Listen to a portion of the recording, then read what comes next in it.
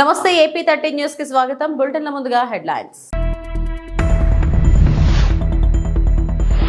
బంగ్లాదేశ్ అనిశ్చితిపై మోదీ ఉన్నత స్థాయి సమావేశం.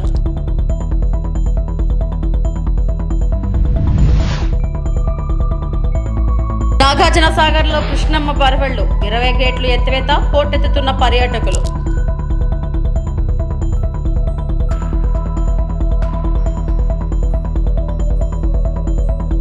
రెడ్ బుక్ రాజ్యాంగానికి లోబడే పాలన, మాజీ మంత్రి పేర్ని నాని మండిపాటు.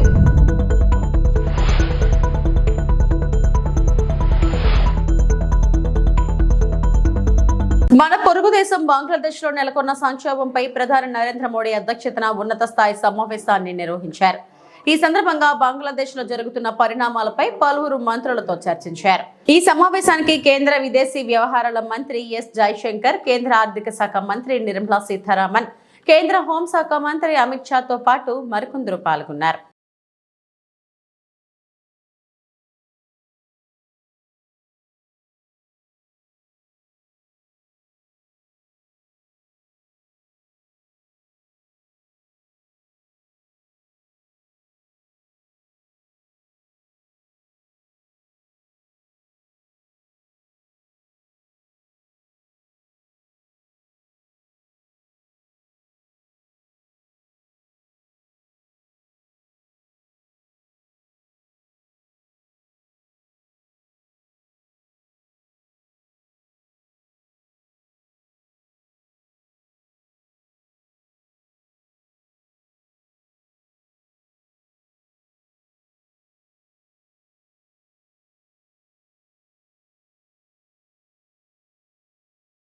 నాగార్జున సాగర్ కు కృష్ణమ్మ పోటెత్తుతుంది. ఎగువ రాష్ట్రాల్లో కురుస్తున్న భారీ వర్షాలతో నాగార్జున సాగర్ నిండు కుండలా మారింది.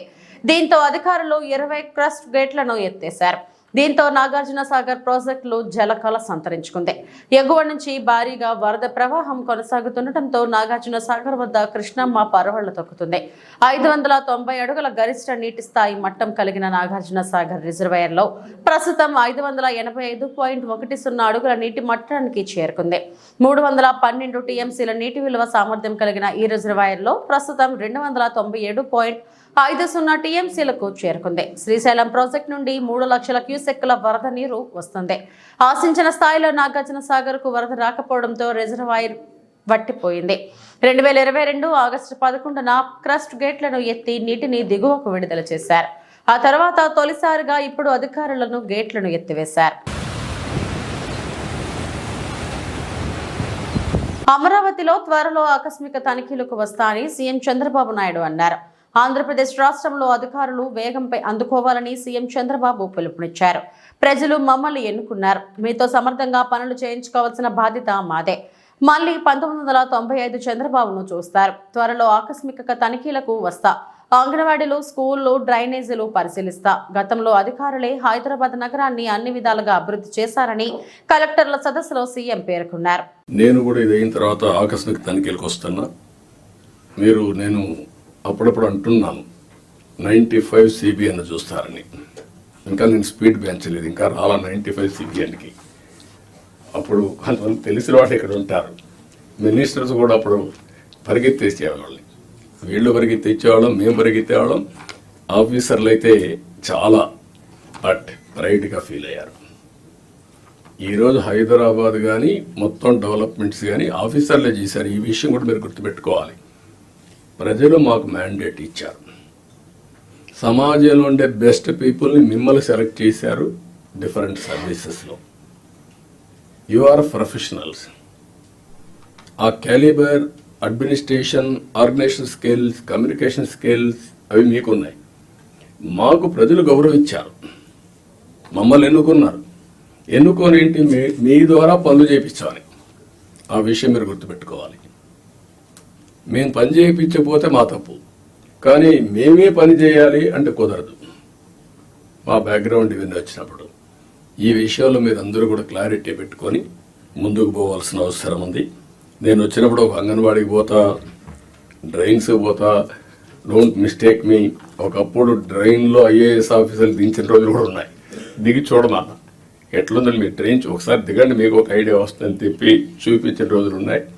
చెత్త ఉంటే అవన్నీ చూపించిన రోజులు ఉన్నాయి, అక్కడే మీడియాలో ఎక్స్పోజ్ చేసిన రోజులు ఉన్నాయి. తర్వాత అంత హార్ష్గా నేను పోలేదు, కానీ దట్ వర్ ది డేస్. కానీ అదే మరి హైదరాబాద్ని బిల్డ్ చేయడం కూడా వీళ్ళే బిల్డ్ చేశారు, ఐటీ కూడా వీళ్ళే చేశారు. అది ఈరోజు మనకు ఒక ఔటర్ రింగ్ రోడ్డు కావచ్చు, ఆలోచనలన్నీ వీళ్ళ ద్వారానే వచ్చాయి. ఈ విషయం మీరు గుర్తుపెట్టుకోవాల్సిందిగా నేను కోరుకుంటూ, రాష్ట్ర వ్యాప్తంగా సిబిఎస్ఈ గుర్తింపు ఉన్న ప్రభుత్వ పాఠశాలలో చదువుతూ పబ్లిక్ పరీక్ష రాయబోయే విద్యార్థులు ఏ స్థాయిలో ఉన్నారో, వారి సామర్థ్యాలు ఏ మేరకు ఉన్నాయో గుర్తించేందుకు ముందస్తుగా పరీక్ష నిర్వహించాలని కలెక్టర్ల సదస్సులో విద్యాశాఖ మంత్రి నారా లోకేష్ తెలియజేశారు. Preparatory work needs to happen. So మన పిల్లలు సిబిఎస్ఈ ఎగ్జామ్స్ కి అటెండ్ అవుతే మనకి ఎగ్జామ్ లాగా ఉంటుంది. అదే విధంగా పిల్లల్ని ప్రిపేర్ చేయాలి. దానికి కావాల్సిన పోస్ట్ అని కూడా ఫిల్అప్ చేయమని చెప్పారు. అదే విధంగా pre finals, semifinals, unit test అని చాలా పకడ్బందీగా నిర్వహించాలి. సో దట్ ఎవరికైనా సెపరేట్ గా ఇంటర్వెన్షన్ కావాలంటే వాళ్ళకి ఇచ్చేది. ఫస్ట్ టైం కొన్ని స్కూల్స్ ఇప్పుడు సిబిఎస్ఈ ఎగ్జామ్స్ కి వెళ్తున్నాయి సార్. గత ప్రభుత్వం అనాలోచిత వల్ల 1000 స్కూల్స్ అని యూనిలాటరల్ గా చేశారు సార్. దాన్ని అసెస్ చేసుకుని మీ దగ్గరనే ముందర ఈ ప్రయారిటీగా తీసుకుని CBSE NCERT text book, CBSE curriculum students CBSE exams కి వెళ్తున్నారు. So that is going to be a big priority in all KGBV model schools, residential schools are going to go for CBSE examination for the first time. సో చాలా జాగ్రత్తగా పిల్లల్ని prepare చేయాలి. ఎందుకంటే ఒక పిల్లోడు పొరపాటున ఫెయిల్ అవుతే జీవితాంతం చాలా బాధపడతారు. అది జరగకుండా చాలా జాగ్రత్తగా హోంవర్క్ చేసుకుని మనం వెళ్ళాలి. ఈ రెండు మా సైడ్ నుంచి.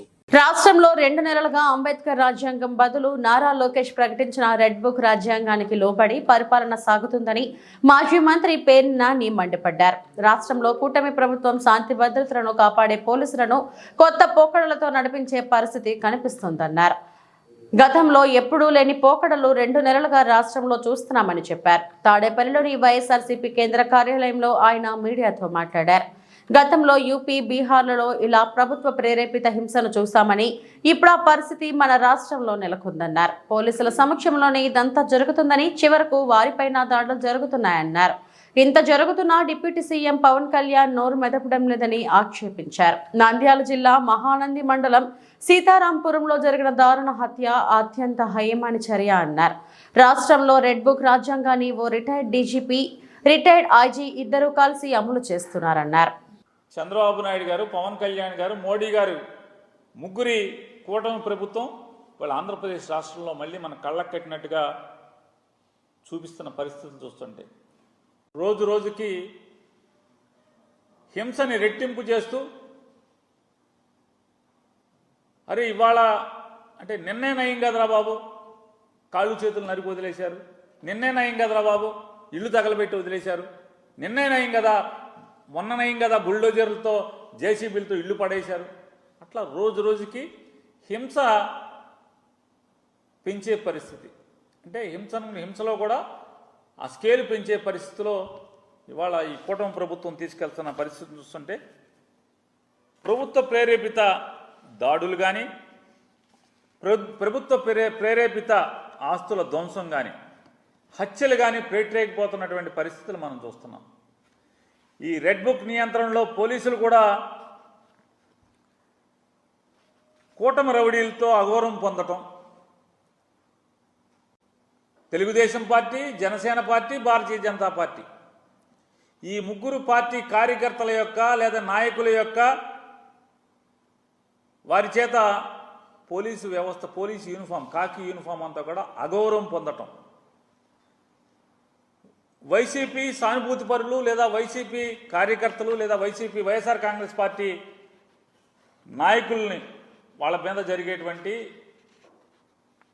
కూటమి ప్రభుత్వ ప్రేరేపిత హింసకి సాక్షులుగా నిలబడటం. పోలీసులందరూ కూడా వైఎస్ఆర్ కాంగ్రెస్ పార్టీ జగన్ మనుషుల పట్ల, జగన్ జెండా మోసేటువంటి మనుషుల మీద దాడులు కానీ, హింస కానీ, లేదా వాళ్ళ ఆస్తుల ధ్వంసం కానీ, లేదా హత్యలు కానీ జరుగుతుంటే ఆంధ్రప్రదేశ్ రాష్ట్రంలో పోలీసులు సాక్షులుగా మిగలటం.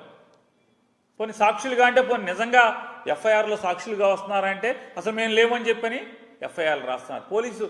పోలీసు సమక్షంలో అక్కడ హింస జరుగుతున్నా కూడా ఎఫ్ఐఆర్లో ఎక్కడా కూడా పోలీసు మా ముందే జరిగింది, మేము చూసాము, సుమ్మటొక రాయాలి కదా. కానీ దురదృష్టం, రెడ్ బుక్ రాజ్యాంగం, రెడ్ బుక్ ప్రేరేపిత లా అండ్ ఆర్డర్ ఇది. పోలీసులు ఎక్కడా కూడా వాళ్ళు సాక్ష్యం చెప్పరు, వాళ్ళ ముందే మర్డర్లు జరుగుతూ ఉంటాయి. వాళ్ళు ఎక్కడ కూడా స్టేట్మెంట్లో కానీ ఎఫ్ఐఆర్లో కానీ పలానా ఆయన పోలీస్ ఆయన ఉన్నాడు, పలానా ఎస్ఐ ఉన్నాడు, పలానా సిఐ ఉన్నాడు, పలానా ఏసీపీ ఉన్నాడు, లేదా పలానా కానిస్టేబుల్ ఉన్నాడు, హెడ్ కానిస్టేబుల్ ఉన్నారని కూడా ఎక్కడ ఎఫ్ఐఆర్లో మెన్షన్ చేయరు. కానీ వాళ్ళు దగ్గరుండి అచేతనులై అలా చూస్తూ అవసరమైతే వాళ్ళతో తిట్లు తింటూ, వాళ్ళతో తన్నులు తింటూ, రే నేను విఆర్కి వెళ్తావా, విఆర్కి పంపిస్తావరా నిన్ను, సిఐని ఎస్ఐని డిఎస్పీని కూడా ఏరా ఒరే నిన్ను విఆర్కి పంపిస్తావరా అని తిడుతున్నా మాట్లాడరు, కాలర్ పట్టుకున్నా మాట్లాడరు. చంపుతున్న వైఎస్ఆర్ కాంగ్రెస్ పార్టీ వాళ్ళని మర్డర్లు చేస్తున్న పోలీసు నుండి కూడా కనీసం సాక్ష్యానికి కూడా వచ్చే పరిస్థితి లేదు. ఆపట్లేదు, చంపుతుంటే నరుకుతుంటే ఆపట్ల, పొడుస్తుంటే ఆపట్ల, కానీ సాక్ష్యంగా కూడా రావాలి కదా, వాళ్ళ డ్యూటీ అదే కదా.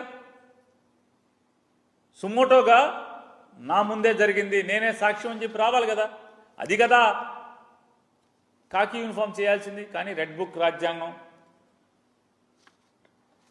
రారెవరు, అలవాటుగా మారిపోయిన పరిస్థితులు ఇవాళ పోలీసులు యొక్క విధి నిర్వహణ చూస్తుంటే. చంద్రబాబు నువ్వుంటున్న ఇల్లు అక్రమ కట్టడం కాదా, ఇంతకీ ఆ ఇల్లు మీదా లేక లింగమనేనిదా, ప్రభుత్వానిదా, ఇప్పటికైనా చెబుతావా లేదా అంటూ పేర్ని నాని మాజీ మంత్రి విమర్శించారు. అప్పటి ఇరిగేషన్ శాఖ మంత్రి అతని డైరెక్షన్లో మంత్రి గారు ఆదేశాల మేరకు మీరు ఏదైతే కాపురం ఉంటున్నారో ఆ కాపురం ఉండేటువంటి ఇంటికి కూల్చివేతకు నోటీసులు ఇచ్చారా లేదా? మీ ప్రభుత్వమే కదా. మరి వాళ్ళు మీరు ఆ ఇంట్లో ఎట్లా ఉంటున్నారు? ఆ ఇల్లు ఎవరిది? ఇదివరకంటే పోనీ మీరు సమాధానం చెప్పాల్సిన పని లేకపోవచ్చు, కానీ వాళ్ళ ముఖ్యమంత్రిగా ఉన్నారు, బాధ్యతాయుతమైనటువంటి ఒక పదవిలో కూర్చుని ఉన్నారు మీరు. ఆ ఇల్లు ఎవరిది? మీదా? మీ సొంతమా? లేదా అది లింగమనేని రమేష్ గారిదా? లేదా రాష్ట్ర ప్రభుత్వందా? ఎవరిదది? రూల్స్కి విరుద్ధంగా నిర్మాణం చేశారని చెప్పని మీ ప్రభుత్వమే వాళ్ళకి నోటీసులు ఇచ్చింది. మరి రూల్స్కి విరుద్ధమైన దాంట్లో ఒక ముఖ్యమంత్రి హోదాలో మీరు ఆ ఇంట్లో ఎట్లా ఉంటున్నారు? ప్రభుత్వాన్ని ఎట్లా నడుపుతున్నారు అక్కడి నుంచి? అసలు ఆ ఇల్లు ఎవరిది? సమాధానం చెప్పరా? చెప్పాలి కదా, మీరు ముఖ్యమంత్రి కదా. చెప్పకుండా ఎలా తప్పుకుంటారు మీరు? మీదా? లింగమనేని రమేష్ గారిదా? గవర్నమెంట్దా? మీదైతే మీ పేరు మీద ఉందా? ఇంటి పన్ను మీరే కడుతున్నారా? లేదు మీది కాదు. ఒకవేళ మీదైతే ఒక అనాథరైజ్డ్ పర్యావరణానికి వ్యతిరేకంగా మీరు కొనుక్కున్నటువంటి ఆ బిల్డింగ్లో మీరు ఉండొచ్చా? బిల్డింగ్ అక్కడ ఉండొచ్చా? రెండు, మీది కాదు, లింగమనేని రమేష్ గారిది. అద్దె కడుతున్నారా దానికి? అద్దె కడుతుంటే ఆధారాలు ఉన్నాయా? మూడోది ప్రభుత్వందా? ప్రభుత్వం హ్యాండ్ ఓవర్ చేసుకున్నట్టుగా గవర్నమెంట్ ఆర్డర్ ఏమైనా ఉందా? సమానం చెప్పాలి కదా. బారాసపై ఉన్న కోపాన్ని రైతులపై చూపకుండా వెంటనే సాగునీరు అందించాలని ప్రభుత్వాన్ని ఐరాస ఎమ్మెల్యేలు జగదీష్ రెడ్డి, గంగుల కమలాకర్, కొత్త ప్రభాకర్ రెడ్డి డిమాండ్ చేశారు. సోమవారం ఢిల్లీలోని తెలంగాణ భవన్లో వీరు విలేకరులతో మాట్లాడారు. కేసీఆర్ నిర్మించిన కాళేశ్వరాన్ని బద్నాం చేయాలన్న ఆలోచనతో లక్షల ఎకరాలను ఎండబెట్టి రైతుల నోట్లో మట్టి కొట్టదని జగదీష్ రెడ్డి ధ్వజమెత్తారు. కృష్ణాలో 15 రోజుల క్రితం వరద ప్రారంభమైన మహబూబ్ నగర్ జిల్లాలోని ప్రాజెక్టులను నింపలేదు. కల్వకుర్తి ఎత్తిపోతల నుంచి కాలువలకు నీరు ఇవ్వడం లేదు. వెంటనే మహబూబ్ నగర్ జిల్లాలోని అన్ని ఎత్తిపోతలను ప్రారంభించి అన్ని కాలువలకు నీళ్లు వదలాలి. నల్గొండ జిల్లాలోని కుంటలు, చెరువులు ఖమ్మం జిల్లాలో పోలేదు. కింద ఉన్న చెరువుల్ని నింపాలి. కాళేశ్వరం పంపులను ప్రారంభించాలి. మీడ్మనేరు, లోయర్ మానేరు ద్వారా సూర్యాపేట, వరంగల్ జిల్లాలకు నీరు ఇవ్వాలని జగదీష్ రెడ్డి డిమాండ్ చేశారు. ఉత్తరం రాయలేదు, వాళ్ళ నుంచి అనుమతి తీసుకోలేదు. పైగా ఇంకోటి కూడా ప్రజలకు తెలియాలి, రైతాంగానికి. వాస్తవానికి వాళ్ళ ఏ సుందిల్లా అన్నారంలో నీళ్లు నింపడానికి మాకు భయం అవుతుందని వీళ్ళు మాట్లాడుతున్నారో ఇవి తెగిపోయినాయి కావు. ఉన్న నీళ్లను వీళ్ళే ఖాళీ చేసింది. గత యాసంగిలో నీళ్ళు అక్కడ కనబడుతున్నాయి, ఇవ్వకపోతే రైతులలో బదనామైతామని చెప్పి కేవలం కాళేశ్వరం లేదు అయిపోయింది అని చెప్పి రైతాంగాన్ని పక్కదోవ పట్టించే పద్ధతుల్లో, మోసం చేసే పద్ధతుల్లో వాటిని రెండింటిని ఉన్న నీళ్ళని తీసి ఖాళీ చేశారు. ఆ స్థాయి కూడా ఇప్పుడు నీళ్లు నింపడం లేదు ఇంతవరకు. ఇది కేవలం రాజకీయపరమైన కుట్రతోని కాళేశ్వరం బదనం చేయాలన్న ఒకే ఒక చిల్లర ఆలోచనతోని, ఒక చిల్లర రాజకీయ ప్రయోజనంతోని ఇవాళ లక్షలాది ఎకరాల్ని ఎండబెడుతున్నారు, కరువు గురి చేస్తున్నారు, లక్షలాది మంది రైతుల నోళ్లలో మన్ను కొడుతున్నారు. కాబట్టి వెంటనే అక్కడ కాళేశ్వరం సంబంధించి ఏదైతే ఇవాళ కడెం నుంచి నీళ్లు తగ్గిపోయినాయో, ఏదైతే ఎల్లంపల్లి నుంచి లిఫ్ట్ చేయడం ఆగిపోతుందో తప్పకుండా కన్నెపల్లి నుంచి వెళ్ళి ప్రారంభం చేయాలి. సుందీల నారం ద్వారా ఎల్లంపల్లి నింపాలి. మిడ్ మానేర్, లోయర్ మానేర్ ద్వారా సూర్యాపేట జిల్లాకు, వరంగల్ జిల్లాకు, సూర్యాపేట జిల్లాకు కూడా నీళ్లు ఇవ్వాలని చెప్పి మేము డిమాండ్ చేస్తా ఉన్నాం. ఇరిగేషన్ మంత్రి మొదలు దానిపైన దృష్టి పెట్టాలి. వెంటనే దానికి తగిన చర్య తీసుకోవాలి. అధికారులందరినీ పిలిపించి సముద్రంలో పోతున్న నీళ్లను పొలాలకు మలపాలే, రైతాంగానికి అందించాలని చెప్పి నేను డిమాండ్ చేస్తా ఉన్నా. మిత్రుడు కమలాకర్ గారు. పత్రికా సోదరులకు నమస్కారం. జూలై 26 నాడు అసెంబ్లీ సమావేశం నడుస్తున్నప్పుడు టీఆర్ఎస్ పార్టీ ఎమ్మెల్యే డెలిగేషన్ మూలంగా కన్నెపల్లి విజిట్ చేయడం జరిగింది. మా కళ్ల ముందు కూడా వందలాది టీఎంసీ నీళ్లు సముద్రపాలు అవుతుంది.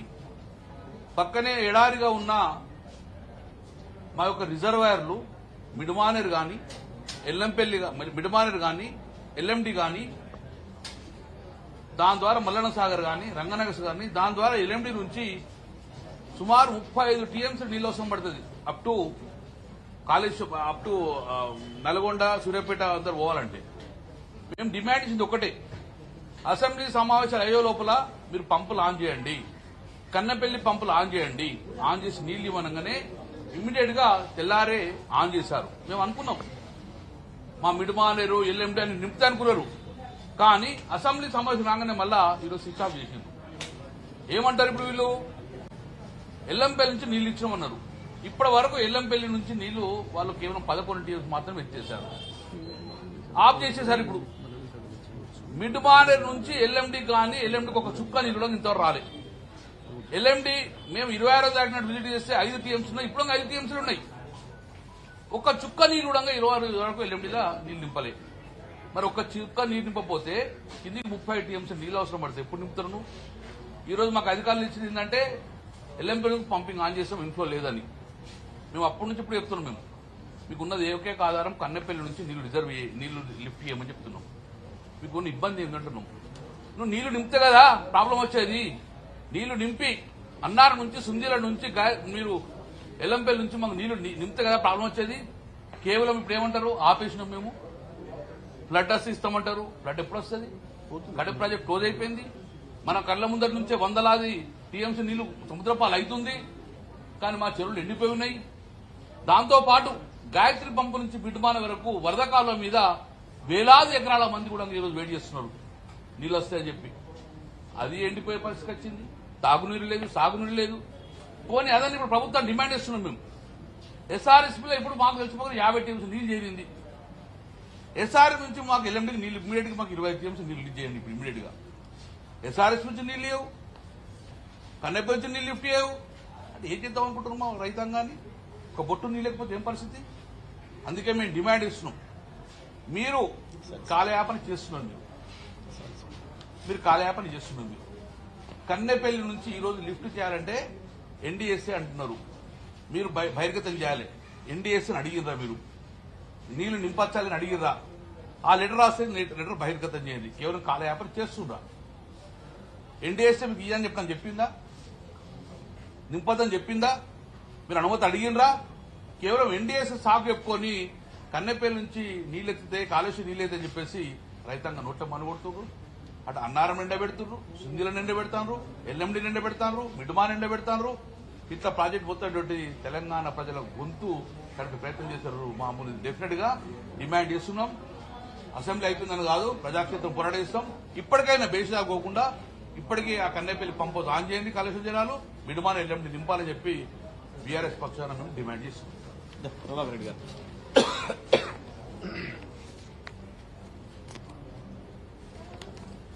అందరికి నమస్కారం.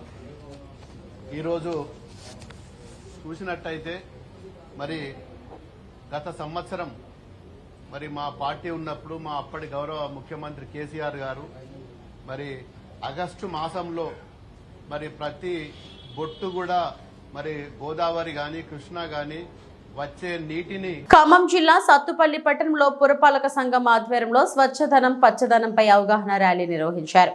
పలు శాఖల అధికారులు పాఠశాల విద్యార్థులతో పట్టణంలో భారీ ర్యాలీ నిర్వహించారు. అనంతరం వేంసూరు రోడ్డులో విద్యార్థులతో కలిసి కాంగ్రెస్ రాష్ట్ర నాయకులు మట్టా దయానంద్ మొక్కలు నాటారు. ఈ సందర్భంగా వారు మాట్లాడుతూ తెలంగాణ రాష్ట్ర ప్రభుత్వం ప్రతిష్టాత్మకంగా ఈ నెల 5వ తేదీ నుండి 9వ తేదీ వరకు స్వచ్ఛదనం పచ్చదనం కార్యక్రమాన్ని నిర్వహిస్తున్నట్టు పేర్కొన్నారు. ప్రతి ఒక్కరూ ఈ కార్యక్రమాలలో పాల్గొనాలని పిలుపునిచ్చారు.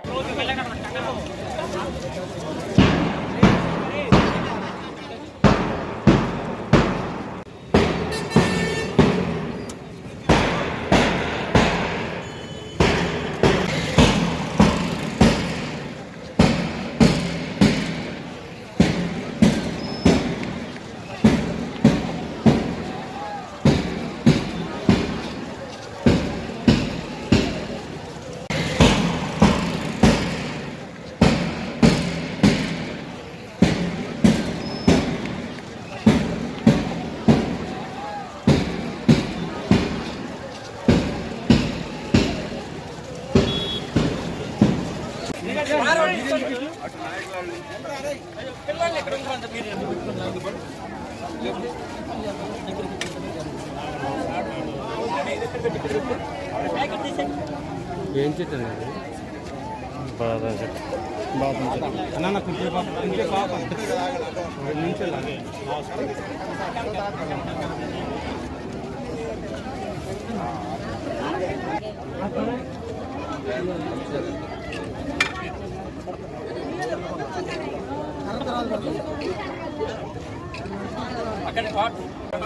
పచ్చని చెట్లు పచ్చని చెట్లు మొక్కలు నాటుదాం.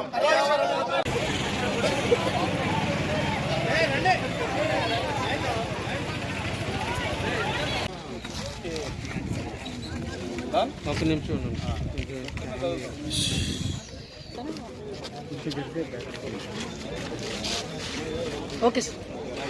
ఖమ్మం జిల్లా సత్తుపల్లి నియోజకవర్గంలో ఆదివారం అమావాస్య వచ్చిందంటే క్షుద్ర పూజలతో స్థానిక ప్రజలు భయాందోళనకు గురవలసిన పరిస్థితి ఏర్పడింది. నిన్న ఆదివారం అమావాస్య కావడంతో నియోజకవర్గంలో పలు ప్రాంతాల్లో క్షుద్ర పూజలు జరిగాయి. సత్తుపల్లి మండలం తుంబూరు భీమవరం రోడ్లో క్షుద్ర పూజలు చేసిన ఘటన స్థానిక ప్రజలతో పాటు ఉదయాన్నే పంట పొలాలకు వెళ్లే రైతులను సైతం కలవరపెడుతుంది. ఈ ప్రాంతంలో నిత్యం క్షుద్ర పూజలు చేస్తూ ఆ ప్రాంతమంతా భయానక వాతావరణంలో ప్రజలను భయభ్రాంతులకు గురి చేస్తున్నారు మంత్రగాళ్లు. దీంతో స్థానికులు ఇలాంటి ఘటనలకు పాల్పడుతున్న వారిని పట్టుకునేందుకు పోలీస్ అధికారులు ప్రత్యేక పెట్రోలింగ్ ఏర్పాటు చేసి వారిని పట్టుకుని చర్యలు తీసుకోవాలని కోరుతున్నారు. ఇది ఒక్క తుమ్మూరు ప్రాంతంలోనే కాదు, నియోజకవర్గంలో చాలా ప్రాంతాల్లో ఇలాంటి క్షుద్ర పూజల కారణంగా స్థానికంగా ఉన్న ప్రజలు భయాందోళనకు గురవుతున్నారు. ప్రజల్లో మూఢనమ్మకాలు పోగొట్టి ఇలాంటి ఘటనలు పునరావృతం కాకుండా అధికారులు కళాజాతాల ద్వారా ప్రజల్లో అవగాహన కల్పించాలంటూ స్థానికులు కోరుతున్నారు.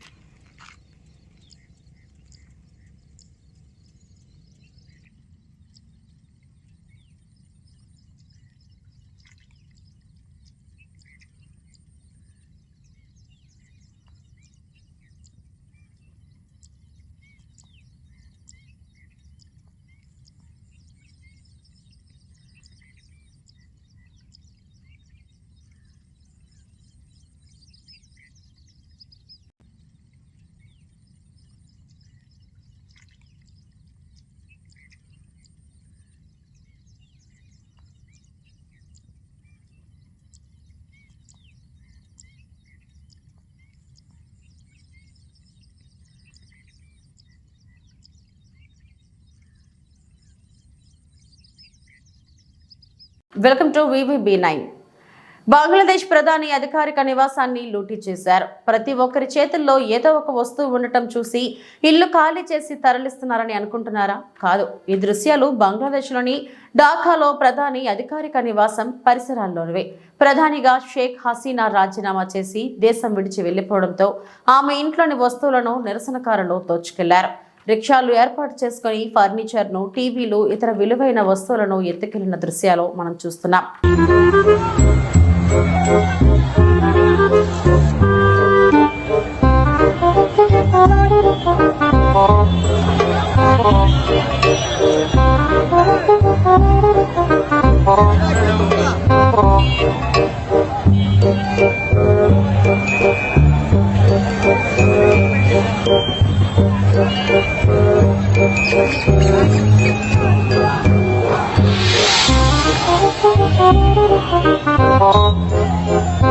దక్షిణ కాశీగా పేరుగాంచిన రాజన్న సిరిసిల్ల జిల్లా వేములవాడ శ్రీ రాజరాజేశ్వర స్వామి దేవస్థానంలో భక్తుల సౌకర్యార్థం ప్రతి భక్తుడికి శీఘ్ర దర్శనం కలిగేలా సోమవారం బ్రేక్ దర్శనాన్ని ప్రారంభించిన వేములవాడ ఎమ్మెల్యే ప్రభుత్వ విప్ ఆది శ్రీనివాస్ అనంతరం స్వామివారిని దర్శించుకుని ప్రత్యేక పూజలు నిర్వహించారు. ఆలయ అర్చకులు వేద మంత్రాలతో ఆశీర్వచనాలు అందజేశారు. కార్యక్రమంలో ఆలయ ఈవో మహేందర్ రెడ్డి, అధికారులు పాల్గొన్నారు. తండ్రి లేని అమ్మాయికి మన చారిటబుల్ ట్రస్ట్ ఆధ్వర్యంలో పుస్తే మట్టెలు అందజేత. వేములవాడ కేంద్రంలోని భగవంతరావు నగర్కు చెందిన కీర్తిశేషులు అంజయ్య గారి కనిష్ట పుత్రిక వివాహానికి మంచాల కైలాసం గారి కుటుంబ సభ్యులు పుస్తే మట్టెలు ఇవ్వగా మోటూరి మధు ద్వారా పెళ్లి కుమార్తెకు పట్టుచీర, బియ్యం అందజేయడం జరిగింది. ఈ కార్యక్రమంలో మన చారిటబుల్ ట్రస్ట్ సభ్యులు పాల్గొన్నారు.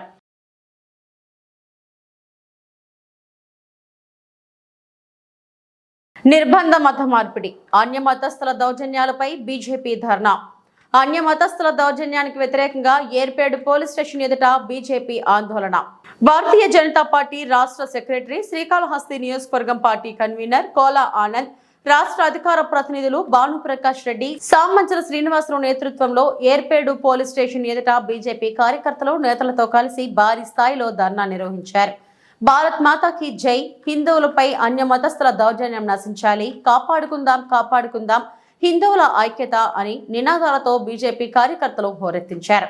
అనంతరం కోలా ఆనంద్, భానుప్రకాష్ రెడ్డి, సామంజ శ్రీనివాసులు మీడియాతో మాట్లాడారు.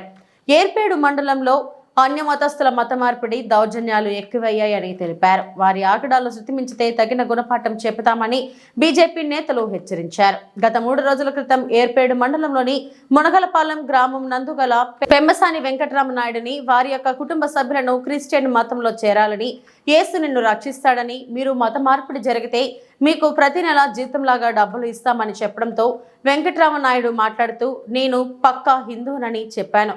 వారు వినకపోవడమే కాకుండా దుర్భాషణాలు ఆడారు. అనంతరం వెంకటరామనాయుడు మీద అక్రమ కేసులు, ఏర్పేడు పోలీస్ స్టేషన్లో కేసులు పెట్టిన అన్య మతస్థులు దారిని పోలీస్ యంత్రాంగం వెంకటరామనాయుడు మీదే తప్పుడు కేసులు నమోదు చేశారని బీజేపీ నేతలు వాపోయారు. బాధితులైన వెంకటరామనాయుడికి అండగా హిందూ మత రక్షణలో భాగంగా పోలీస్ స్టేషన్లో ధర్నా నిర్వహించిన అనంతరం స్థానిక station circle inspector Srirama Srinivas గారితో కేసుకు సంబంధించిన వివరణలు కోరుతూ అన్య మతస్థులపై తగు న్యాయపరమైన చర్యలు తీసుకోవాలని, లేని పక్షంలో జిల్లా స్థాయిలో ధర్నాలు నిర్వహిస్తామని, వెంటనే నాయుడు మీద ఉన్న కేసుని ఉపసంహరణ చేసుకుని తిరిగి దౌర్జన్యానికి పాల్పడిన అన్య మతస్థులపై కేసు నమోదు చేయాలని కోలా ఆనంద్ డిమాండ్ చేశారు. కార్యక్రమంలో రాష్ట్ర కార్యదర్శి, అసెంబ్లీ కన్వీనర్ కోలా ఆనంద్, రాష్ట్ర అధికార ప్రతినిధులు Bhanuprakash Reddy, Samanth Srinivasulu, assembly party co convener, జిల్లా సెక్రటరీ మేళాఘారం సుబ్రహ్మణ్యం రెడ్డి, వరప్రసాద్, కొండేటి గోపాల్ తదితరులు పాల్గొన్నారు. దాని ప్రకారం అయితే వీళ్ళు బాధితులు, వాళ్ళు కంప్లైంట్ ఇవ్వడం వెంటనే వెనుక ముందు తీసుకోకుండా కేసు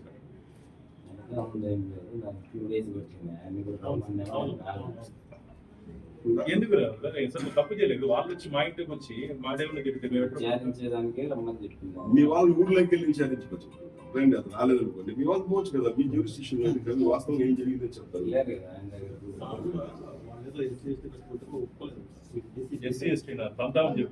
నియోజకవర్గం ఏర్పేడు మండలం మునగలపాలెం గ్రామంలో మరి అన్య మతం ప్రచారం జరిగింది. అంటే మనము ఇప్పుడు వాళ్ళ మతం వాళ్ళ గొప్పది. అదేవిధంగా ఇతనికి నచ్చలేదు.